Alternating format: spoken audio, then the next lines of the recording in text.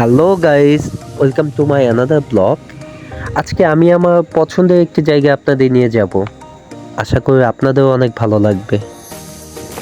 সত্যি কথা বলতে প্রকৃতি আমার কাছে অনেক পছন্দ। আর এই যে রাস্তাটা দেখতেছেন, এই রাস্তাটা আমার কাছে অনেক পছন্দের। এই রাস্তা দিয়ে আমি যখনই বাইক নিয়ে যাই তখনই আমার মনটা ভালো হয়ে যায়। এই রাস্তার দুই পাশে প্রাকৃতিক দৃশ্য দেখতে দেখতে আমি প্রাকৃতিকের মধ্যে হারিয়ে যাচ্ছিলাম কিছুক্ষণের জন্য। যখনই ওই রাস্তার কাছাকাছি যাচ্ছিলাম তখনই মনে হলো প্রকৃতি যেন আমাকে স্বাগত জানাচ্ছে। আর এই যে বটগাছটা দেখতেছেন, এই বটগাছের বয়স না হলেও 100 বছর হবে। ফাইনালি চলে এসে পড়েছি আমার সেই পছন্দের জায়গায়। এই রাস্তায় আমি যখনই ঢুকি তখনই আমার মনটা ফ্রেশ হয়ে যায়। আর এই জায়গায় মানে আর কোনোখানে বাতাস না থাকলেও আমি এই রাস্তায় যখনই ঢুকি আলহামদুলিল্লাহ এই জায়গায় বাতাস থাকবেই।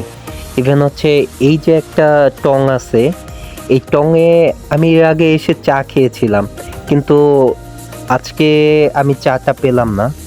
কিন্তু হচ্ছে এই মামা অনেক সুন্দর ঝালমুড়ি বানায়। আমি তার ঝালমুড়ি বানানোটা দেখতেছিলাম।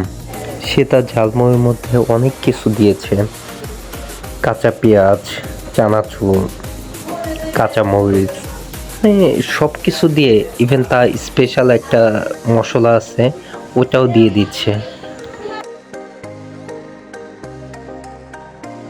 তারপর সে তার পরিমাণ মতো লবণ দিয়ে, তারপর সে ঝাল মশলা দিয়ে সে সুন্দর করে মাখাচ্ছিল।